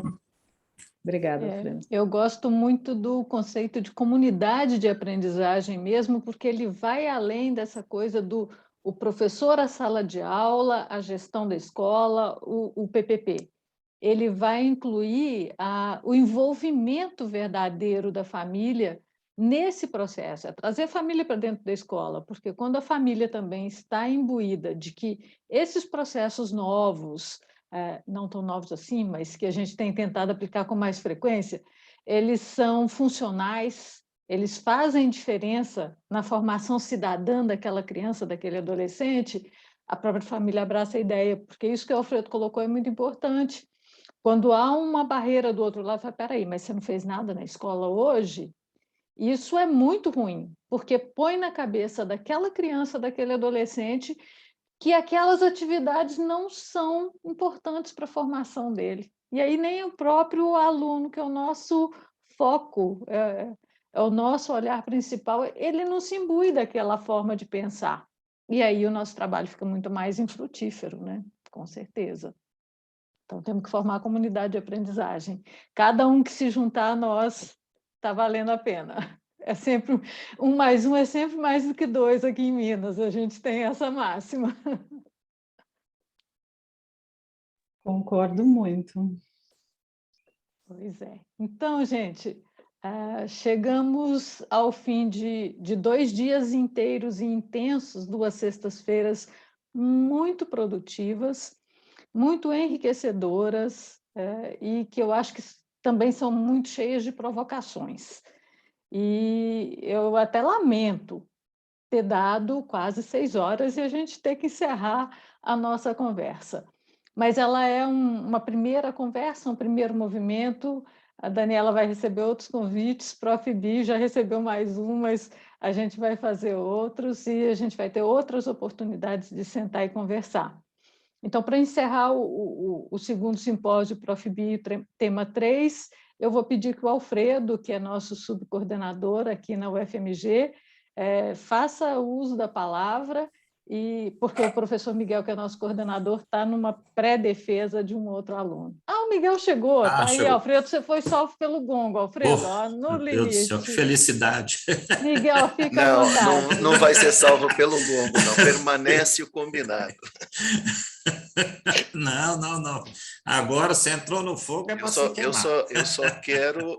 Eu cheguei agora há pouco no finalzinho da fala da professora Daniela, que eu vou assistir o vídeo inteiro, com certeza, porque eu gostei muito do que eu ouvi, e pelas perguntas que foram geradas, é fundamental eu assistir o seu vídeo e conhecer as outras coisas também. Então, é só isso que eu quero dizer já para finalizar, e para a Denise, né, parabenizar pelo simpósio e dizer que o tema 1 e o tema 2 também vão ter seus simpósios daqui para frente. Pelo menos eu vou brigar para isso, né? Então, essa é um compromisso que eu assumo. Tá? Então, eu quero dizer boa noite a todos, né? E agora acabaram-se as disciplinas obrigatórias, né? E vamos escrever o que importa e aplicar, vamos lá. Sucesso para vocês. Então, Alfredo, por favor, você não escapou. Boa noite a todos. Obrigada, Miguel. Eu também vou ser rápido, né? Eu vou começar agradecendo primeiro a Denise pela sua organização, uma coisa que realmente deu assim muito trabalho, né? A gente sabe que é muito difícil, né, fazer uma organização de um evento, né, que reúne, né, um grande número de apresentações. Sua ideia é muito boa, né? Você está de parabéns e o Prof. Bi te agradece muito pelo seu empenho. Tá? Então, isso tem que ficar registrado mesmo, o esforço que você faz, né, para tornar esses eventos um sucesso, né? Quero agradecer também às nossas palestrantes, né? A professora Daniela, que está hoje aqui com a a gente, né? E a professora Viviane, né, que esteve na semana passada, né? Foram excelentes palestras, eu acho que muito motivadoras, né? Instigando a gente a pensar mais sobre o assunto, né? Muito agradecido, e como a Denise já falou, esperamos, né, revê-las em breve, né? A contribuição de vocês é realmente muito, muito boa. Quero parabenizar também aos mestrandos pelas suas apresentações, né? Nós estamos aqui no tema 3, que é o tema 3, é o tema sobre biodiversidade, tá? Eu acho que esse tema sobre biodiversidade realmente é a apoteose, né, do Prof. Bio, porque ele abarca transversalmente, né, vários aspectos do tema 1 e do tema 2, né? Então, pelo próprio nome do tema, biodiversidade, a gente pôde observar a diversidade, né, dos temas que foram tratados nas aplicações, né? Realmente as propostas assim foram bem diversificadas e muito inspiradoras, né? Se a gente assistir essas apresentações, a gente vai ter muitas outras ideias, né? Tratando de outros temas correlatos.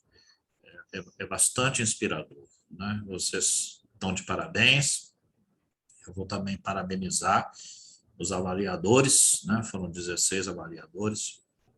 Essa tarefa é difícil, como nós vimos aí, né? Avaliar não é uma questão tão simples, porque envolve a questão, né, do aproveitamento, o aspecto da subjetividade dentro de uma avaliação qualitativa, né? Plenamente possível, né? Porque por mais objetivos que a gente queira ser, né, numa avaliação qualitativa, a gente ainda é subjetivo, né? A gente não consegue ser 100% correto, né? Porque a gente não está aqui avaliando uma fórmula matemática que tem um resultado final único, né? Nós não estamos tratando necessariamente de números, né? Então, é uma avaliação qualitativa, a gente tem os critérios, né? E é muito difícil avaliar, e vocês que são professores sabem o quanto é difícil avaliar, né? Então, os avaliadores também, os nossos agradecimentos. O simpósio realmente foi muito enriquecedor em vários aspectos, né? E eu desejo a todos vocês, né, um bom final de semana, vocês descansem bastante, né? Foi assim bastante cansativo, mas foi enriquecedor. Agora chegou a hora de descansar, quem puder toma uma cervejinha, toma um vinho, né? Relaxa um pouquinho, daqui a pouco vem o feriado de 7 de setembro também, para a gente descansar um pouquinho e refletir, né, sobre o que está acontecendo no país afora, né? E vamos todos, então, descansar um pouco. Todos estão de parabéns. Muito obrigado, então, novamente a Denise, a você, Daniela, e a vocês, mestrandos e avaliadores. Obrigado. Obrigada, Alfredo. Daniela, meu maior agradecimento a você. Foi um privilégio poder ser incluída na equipe do curso do PED, onde eu pude conhecer a Viviane, onde eu pude conhecer a Daniela, e lá a gente está construindo uma bela comunidade de aprendizagem. Nós estamos, todos os que estão participando, a UFMG tem uma equipe participando, né?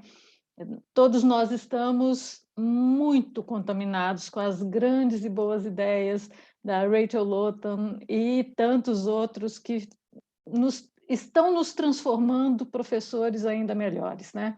Nós que amamos ensinar e amamos aprender, tivemos um espaço muito legal lá. Então, muito grata por sua disponibilidade, um bom descanso para você, um bom fim de semana. Fique à vontade para se despedir. Eu que agradeço, Denise, professor Alfredo, prazer, Miguel também. Não, queria agradecer a todos os participantes, mestrandos, acho que a discussão foi extremamente rica, muitos pontos para a gente continuar refletindo, né? Então, acho que é uma oportunidade muito importante também a gente conseguir organizar as ideias em eventos como esse e sempre ser colocado, né, à prova ali para refletir, repensar nessas discussões. Então, agradeço muito e continuo disponível para a gente conversar e poder trocar experiências e construir, né, pontes e um mundo melhor aí, se for possível, nesse contexto todo. Agradeço muito a oportunidade e parabéns pelo evento. Muitíssimo obrigada. Pessoal, tudo que é bom dura pouco, acabou, né? Teremos mais, daqui a 1 ano e meio, nós vamos ter uma outra turma passando pelo tema 3, vai ser um evento ainda melhor, e vocês que hoje estão mestrandos aqui, apresentando suas atividades, sendo avaliados, crescendo na discussão com seus professores, seus avaliadores, estarão aqui avaliando os próximos ingressantes, se der tudo certo, de março do ano que vem. Nós temos aí 500 vagas aprovadas pela CAPES, estamos na luta para conseguir fazer um processo seletivo remoto, que é um grande vestibular no país inteiro. 2.000 candidatos é o que a gente tinha no presencial com a taxa de inscrição mais cara. Agora a gente está achatando o custo da inscrição e não tendo locomoção para as provas, então a gente imagina que vai ser um vestibular bem mais concorrido dessa vez. E é um grande prazer participar do Prof. Bio. Então, Cássia, eu li seu recadinho ali, eu também estou louca para voltar para Vamos Nessa Prof. Bio, a série lá do YouTube. Falta tempo, gente, e essa é a moeda mais rara que nós temos, né? Mas vai acontecer. Em breve a gente retoma. Logo, logo eu vou postar a palestra da Daniela e vocês vão ter oportunidade de retomar. Divulguem. Contem para os colegas o que vocês ouviram aqui, quem sabe isso ajuda a gente a ter essa grande comunidade de aprendizagem a favor de ensino por investigação, de protagonismo discente e de cidadão bem formado nesse país, que é tudo que a gente precisa. Tá? Boa noite para vocês, um ótimo feriado.